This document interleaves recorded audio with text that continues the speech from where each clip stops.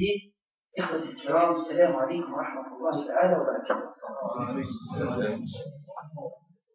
الحمد لله الذي هدانا لهذا وما كنا لنهتدي لولا أن هدانا الله. لقد جاءت رسل ربنا بالحق ونودوا أن تلكم الجنة ورثتموها بما كنتم تعملون. فلله الحمد أن يسر لنا هذا اللقاء بعد أن كان أغلبنا يحلم ولو حتى بعشر هذا اللقاء. الحمد لله الذي يسر لنا أن نتفسح في هذا الدين وأن نتقابل ما شاء الله لنا أن نتقابل. الحمد لله المانن علينا بنعمه الكثيرة، وإن تعدوا نعمة الله لا تحصوها. سبحانه وتعالى نعمه لا نحسها ولا نعلمها إلا عندما نحبها. لو رجعنا إلى الوراء برهة قليلة لرأينا كيف أننا كنا محرومين من هذه اللقاءات، محرومين من كلمة الحق، حتى أن أغلبنا يقول هذه الكلمة وكأنه مانن على إخوته بها، لا بمعنى المن ولكن بمعنى أنه لا يستطيع هو كذلك أن يفصح عن الكلام أو أن يتناول هذا الموضوع.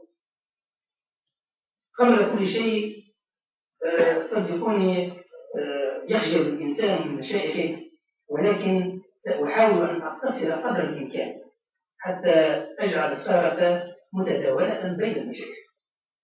إذن كلنا أو كل واحد منا يتناول الموضوع أو يتناول هذا المجتمع، يرى المجتمع بمنظار ما. المسلم عادة يسعى إلى الوصول إلى الله سبحانه وتعالى في أبهى صورة، أن يصل الله سبحانه وتعالى في أحسن صفة يتمناها الله سبحانه وتعالى أن يراه فيها. كل واحد منا يسعى إلى أن يؤثر أو أن يرى الخطأ في المجتمع ويسعى إلى إصلاحه. التوبة كما قال أخينا هشام هي الباب الأساسي الذي ننطلق منه. موضوعي بحول الله سبحانه وتعالى هو وحدة المسلمين.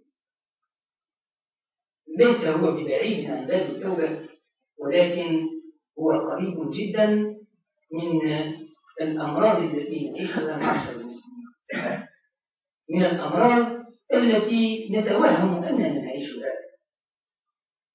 ديننا هذا ولا يخفى على أحد دين التجميع، لا دين التفريق. ولو تأملنا أصلا في الديانات كلها لوجدنا أن الله سبحانه وتعالى يرجع كل الديانات إلى دين واحد، وأن أمتكم أمة واحدة وأنا ربكم فاعبدون. أمتكم أمة واحدة. دين الإسلام صحيح جمع كل المسلمين، ولكن كل الديانات كانت تجمع أو تجتمع في وحدانية الله سبحانه وتعالى. ما كان يفرق هو التشريع. لكل أمة جعلنا شرعة ومنهاجا الله سبحانه وتعالى.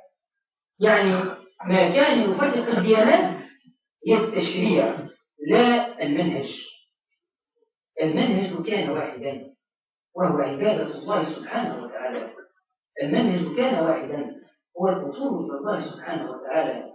المنهج كان واحدا وهو كما جاء في القرآن الكريم بقول أغلب الأنبياء أن اعبدوا الله ولا تشركوا به شيئا، كما قال وإلى بعد أولام التوحيد وإلى ثمود أخاهم صالحا أن اعبدوا الله وإلى ثمود أخاهم صالحا أن اعبدوا الله أن اتقوا الله ولا تشركوا به شيئا.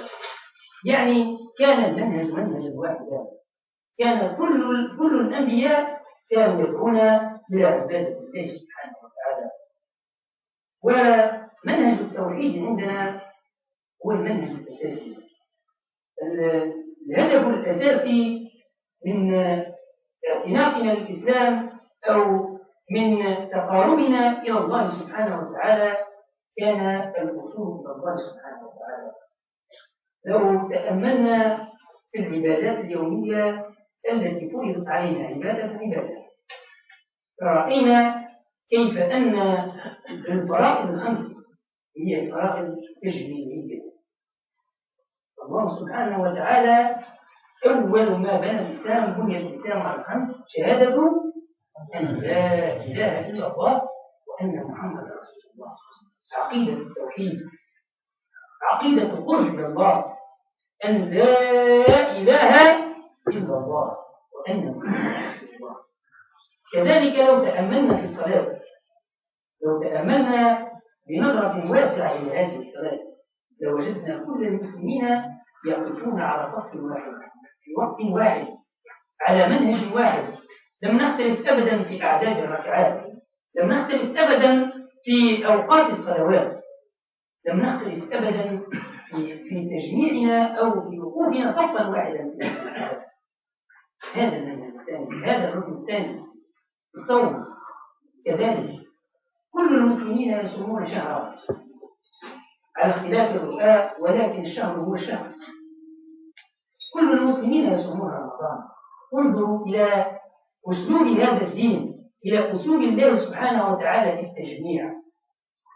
لو نظرنا إلى مقومات اجتماعنا لوجدناها أقرب منها إلى تنازعنا.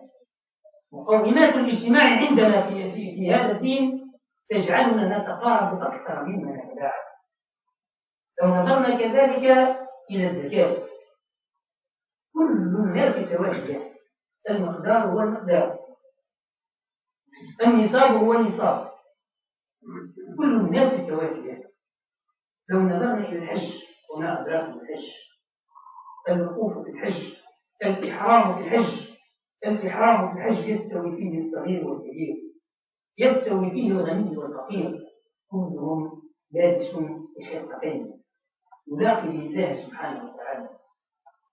ينظر إلى هذا اللباس وكأنه مؤمن على الله سبحانه وتعالى، وكأنه في يوم حشر. انظروا إلى التجميع، يجتمع المسلمون ما يناهز 3 مليارات نسمة في نفس الوقت، ولكن على نفس العقيدة، ولكن في الحج يجتمعون 3 ملايين عام على نفس الهيئة. المليار ونصف من المسلم يجتمعون على نفس العقيدة. وفي الحج لا يجتمعون على نفس العقيدة فقط، ولكن كذلك يجتمعون على نفس اللباس وعلى نفس المنهج وعلى نفس الأداء وفي نفس الوقت. يجتمعون في موقف واحد، في منهج واحد، يرتضون رضوان الله سبحانه وتعالى.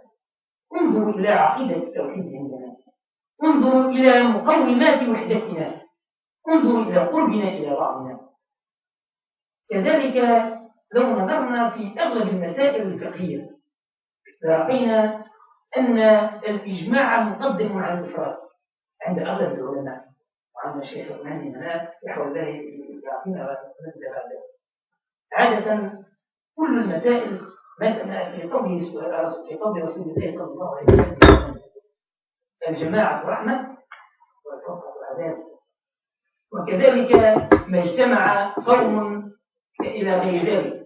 ننظر إلى أن الرسول صلى الله عليه وسلم وهذا الدين أساسا يجمع الأمة دون أن يفرقها، يجمع الأمة ويسعى إلى الاجتماع دون التفريق.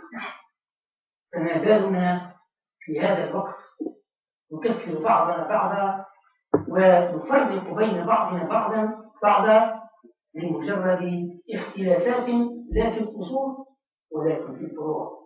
قدمنا الفروع على الأصول، هذا خطأنا. الخطأ الأساسي في منهجنا وفي مسائلنا وفي اختلافنا أننا قدمنا المسائل الخلافية وهي فرعية على المسائل الأصلية التي تجمعنا وتقربنا إلى الله سبحانه وتعالى. يقول الله سبحانه وتعالى في سورة الأنفال: بعد أعوذ بالله من الشيطان الرجيم ولا تنازعوا وتفشلوا وتذهب ريحكم. نذكر أن هذه الآية بعد قوله سبحانه وتعالى يا أيها الذين آمنوا إذا لقيتم فئة فاثبتوا واذكروا الله كثيرا لعلكم تفلحون. بعد يقول سبحانه وتعالى وأطيعوا الله ورسوله ولا تنازعوا فتفشلوا وتذهب ريحكم واعلموا أن الله مع الصابرين واصبروا إن الله مع الصابرين. لو تمعنا في هذه الآية وربطناها بالآية التي تسبقها يا أيها الذين آمنوا إذا لقيتم فئة فاثبتوا. نحن في مجتمعنا نرى تماما هذه الهجمة الشرسة على الإسلام والمسلمين، ولا يخفى على أي مؤمن كم هي شهوات وكم هي أقل ما يقال عنها لأنها شرسة إلى حد بعيد. تحارب الجمعيات القرآنية وتحارب كل المسائل التي تجذب أو تمت إلى الإسلام بسلاح ولو كان بدا في الدستور. ونحن نفترق على ماذا؟ نفترق على الفروع. قول الله سبحانه وتعالى يا أيها الذين آمنوا إذا لقيتم فئة فاثبتوا. هنا لا تكون في الحرب فقط ولكن حتى في النزاع، حتى في المقارعة. إذا لقيتم فئة فاثبتوا واذكروا الله كثيرا لعلكم تفلحون. عنوان الثبات، عنوان التحدي هنا أن نرجع إلى الله سبحانه وتعالى. إذا لقيتم فئة فاثبتوا واذكروا الله كثيرا لعلكم تفلحون. وبعدها كيف السبيل إلى ذلك؟ وأطيعوا الله ورسوله ولا تنازعوا فتفشلوا وتذهب ريحكم. ما معنى ولا تنازعوا فتفشلوا وتذهب ريحكم؟ هنا يقول العلماء أن التنازع هنا يعني الفرقة.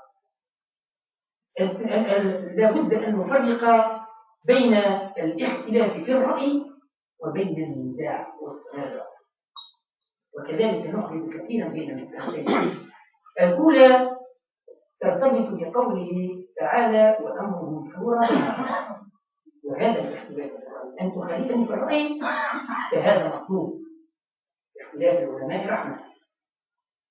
وأما الثانية ولا تنازعوا فتفشلوا وتذهب ريحكم، فمعنى أن لا يخشاكم عدوكم وأن يذهب كل واحد منا إلى اعتبار رأيه هو الحد والأساس، وما عدا ذلك فهو الخطأ، وهذا خطأ والله أعلم. لابد لنا أن نجعل اختلافنا منهجا لتقدمنا وتقاربنا من بعضنا لا تنافرنا عن بعضنا. لابد أن نعلم طريقة تقديم الاختلاف أو طريقة إدارة الاختلاف. أن نختلف نعم ولكن ألا نختلف. إذن وما أحوجنا في هذا الوقت بالذات إلى الوحدة ولم الشمل، وخاصة ونحن نرى حتى في الإعلام وما أدراك ما الإعلام نرى كيف أنه يوجد تغييب تام في هذه الحلقات وتغييب تام بدور الدعاة في هذه الحلقات. يعني الحملة موازية من جوانب عدة، وعلينا أن نقترب بعضنا بعض من بعض لا أن نفترق بأمر ما. إذن وعلينا كذلك أن نتذكر قول رسولنا صلى الله عليه وسلم بأن نكون كالبنيان المرصوص يشد بعض بعضا. مثل المسلمين بتوادهم وتعاطفهم كمثل الجسد الواحد، وفي رواية أخرى كمثل الجسد إذا اشتكى منه عضو تداعى له سائر الجسد بالسهل الأمة. هذا أصلنا. علينا أن نعتبر من قول رسولنا صلى الله عليه وسلم، وعلينا كذلك أن لا نحقر من أنفسنا كلكم على ثغرة من ثغور الإسلام. هذا كذلك لا بد أن نعيه في ذاتنا. كل واحد منا لابد عنده شوية ميسر من فقه المعاملات، إذا مش فقه الدين، إذا مش فقه أصلا يعني الأعمال إلى غير ذلك. فليجود كل واحد منا، وليكن كل واحد منا هو صورة لهذا الدين، العبادات القرب إلى الله سبحانه وتعالى أولا، ثم في معاملاته وما أدراك من المعاملات، في أخلاقه كان خلقه القرآن صلى الله عليه وسلم. فما بالنا نحن لا نكون القرآن. القرآن في أصله في جوهره لا يختلف، فما بالنا نختلف. نحن نقرأ القرآن واحد، مصدر واحد، هذه مقومات وحدتنا، مصدرنا واحد وأصلنا واحد ومرجعنا واحد، فلما نختلف؟ هذا هو الأساس.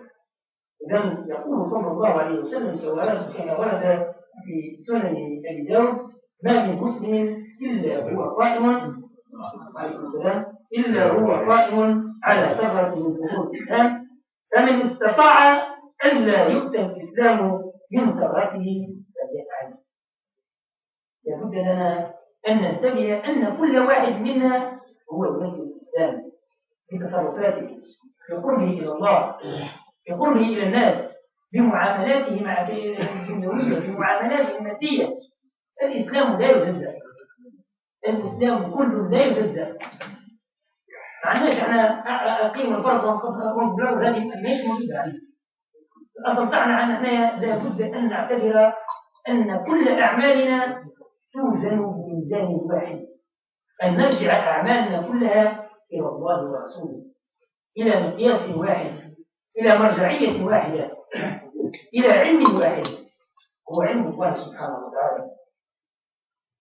وحدة المسلمين كلمة انتهت إليها القلوب، وتقريبا تناولها أغلب الدعاة، بل أقنب البعض حتى في تناولها، ولكن سأحاول أن أسرع حتى لا أطيل على الجماعة.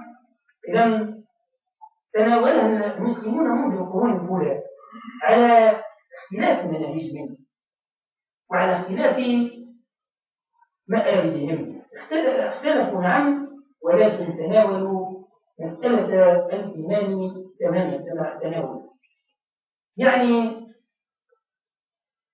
ما نعيشه من تشتت وما نعيشه من فرقة هو نتيجة تراكمات، نتيجة سنين عجاف لم نرى فيها التفكير، لم نسعى فيها إلى القرب إلى بعضنا. عندما نرى بمقدار ضيق ونرى بمقدار خفيف، كل واحد منا يرى رأيه وكأنه هو الرأي الأسلم، بينما عندما نرى بمقدار شامل ونرى أن الإسلام كله وأن المسلمين كلهم هم كالجسد الواحد، نرى أن الاختلاف بيننا يمكن أن يدار، يمكن أن يستمع بعضنا إلى بعض. هذا هو المنهج. لتحقيق هذه الوحدة لابد لنا من مسائل ندرسها تمام الدراسة أو نراها من قريب، نتعمق فيها من قريب. لابد أن نرى عناصر هذه الوحدة. أولا العنصر الأساسي وهو وحدة العقيدة، وهذه تقريبا لا نختلف إلا في فروعها كما قلنا. الأصول الأساسية للعقيدة لا نختلف فيها، لا نختلف في الإيمان بالله واليوم الآخر والملائكة والكتاب والنبيين إلى غير ذلك من الإيمان والصفات. كل آمن بالله وملائكته وكتبه ورسله لا نفرق بين أحد من رسله. وكذلك ورد على الرسول صلى الله عليه وسلم في حديث جبريل عليه السلام عندما سأله عن الإيمان قال: أن تؤمن بالله وملائكته وكتبه ورسله واليوم الآخر والقدر خيره وشره. هذه الأبواب الستة لا نختلف فيها. إذن ما بالنا نختلف في فروع في العقيدة ثم نقول أن هذا الاختلاف يفسد عقيدتنا ولا يفسد العقيدة. الاختلاف في الفروع لا يفسد الأصول. الأصول هي الأساس. ما دمنا قد اجتمعنا على الأصول فليعذر بعضنا بعضا في الفروع. هذه أولا. ثم ثانيا لابد أن نوحد العمل. إذا ما معنى أن نوحد العمل؟ أي أن نتعاون فيما اتفقنا فيه وأن يعذر بعضنا بعضا فيما اختلفنا فيه. وهذه للأسف ما زلنا لم نعيها تمام الوعي. ما زلنا لم نديرها كما يجب أن نديرها. ما زلنا لا نعذر بعضنا في المسائل هذه الاختلافية. ثالثا وحدة مصدر التلقي، وهذا والحمد لله مجمع عليه مع اختلاف المصادر. وحدة التلقي هنا وأطيعوا الله ورسوله، وأطيعوا الله وأطيعوا الرسول كما يقول الله سبحانه وتعالى. وفي موضع آخر وأطيعوا الله ورسوله ولا تنازعوا فتفشلوا وتذهب ريحكم. كذلك لا بد أن نحدد الهدف الأساسي من اجتماعنا. الهدف الأساسي من وحدتنا. نقول أن الهدف الأساسي هو أن نقيم شرع الله. قيام شرع الله لا بد له من ركائز. لا بد أن نبني أنفسنا لنكون مؤهلين لإقامة شرع الله وأن نحكم بما أنزل الله كما يقول الله سبحانه وتعالى. أن نحكم بما أنزل الله لا بد لنا أن نهيئ مجتمعنا وأنفسنا إلى أن نصل إلى هذا الهدف. كيف نصل إلى هذا الهدف؟ أن يجعل كل واحد منا ميزانه هو العودة إلى الله ورسوله. أنت تبي تكذب على ولدك ولو أنه يقول كذبة بيضاء، هل ترى حكمت الله ورسوله في ذلك؟ أنت عندما تتعامل مع أخيك والمقرب إليك بمعاملة وبمن لا تعرفه معاملة ثانية، هل حكمت الله ورسوله؟ والرسول صلى الله عليه وسلم يقول من غش فليس منا، ولم يقل من غشنا. من غش يعني من غش المسلمين وغير المسلمين، إلا ما كان كما يقول الفقهاء إلا ما كان في حرب. أما في غير ذلك فلا يجوز الغش.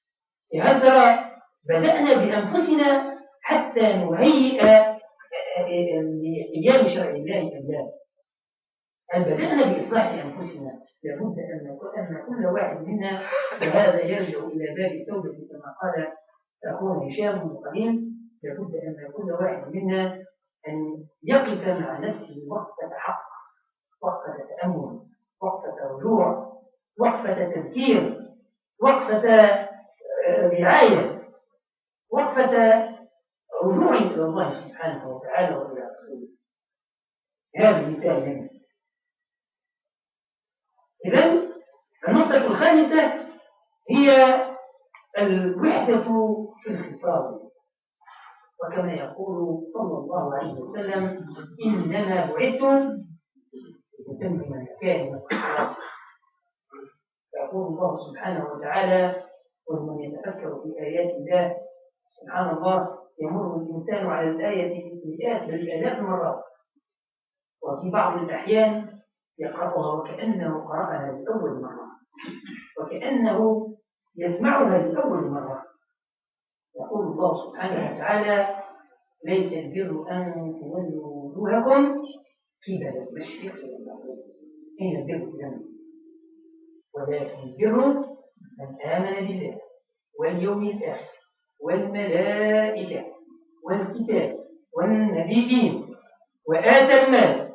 هذا في باب الإيمان أولا. بعدها وآتى المال على حبه ذوي القربى واليتامى والمساكين وابن السبيل والسائلين وفي الرقاب والموفون بعهدهم إذا عاهدوا والصابرين في البأس وأقام الصلاة وآتى الزكاة والموفون بعهدهم.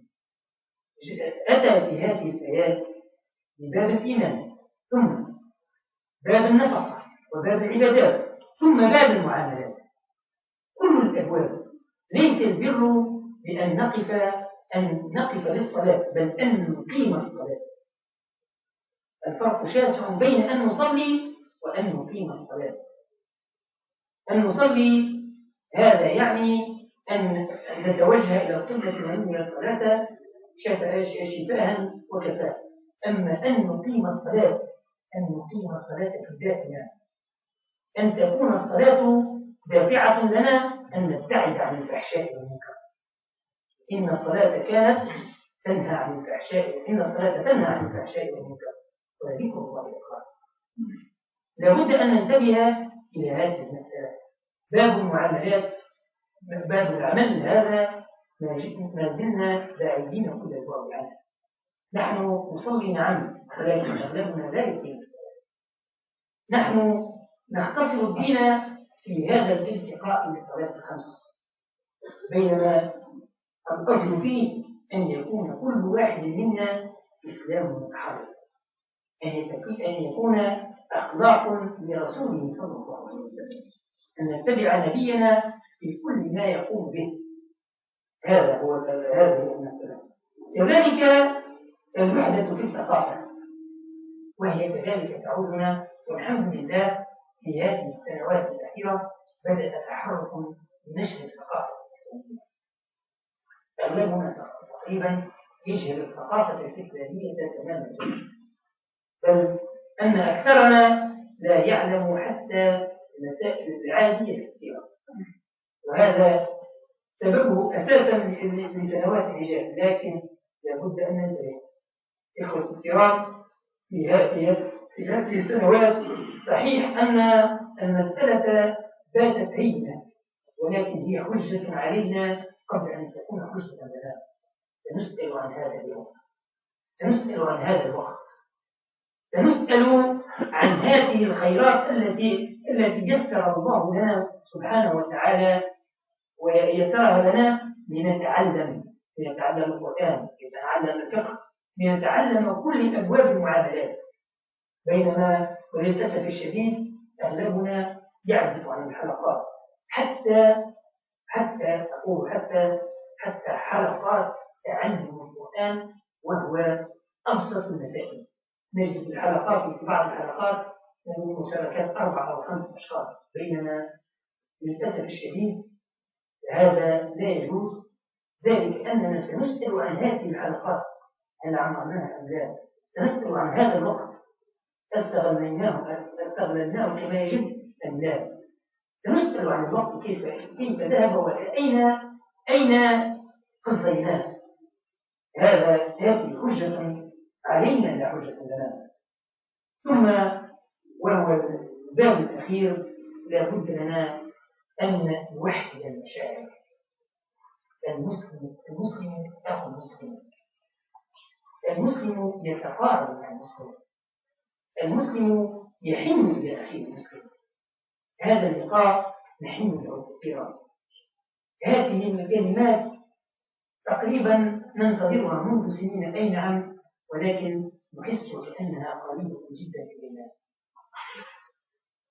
سأختم كذلك بقول لكتور ابن عاشور في تفسيره: ولا تنازعوا فتفشلوا وتذهب ريحكم. يقول ابن عاشور: إنما كان التنازع مفضيا إلى الفشل، لأنه يثير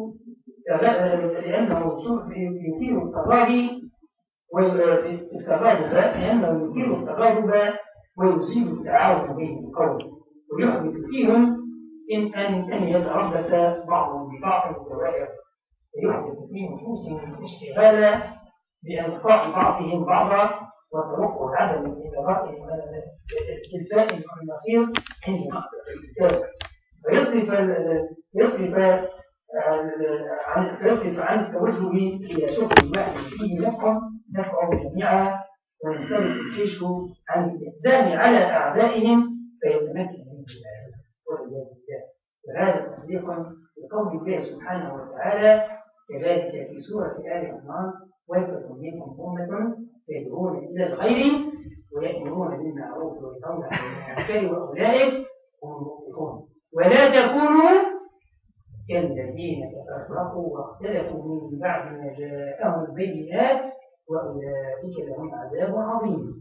يوم تبيض وجوه وتسود وجوه، فأما الذين اسودت وجوههم أكفرتم بعد إيمانكم فذوقوا العذاب بما كنتم تكفرون، وأما الذين ابيضت وجوههم ففي رحمة الله هم فيها خالدون.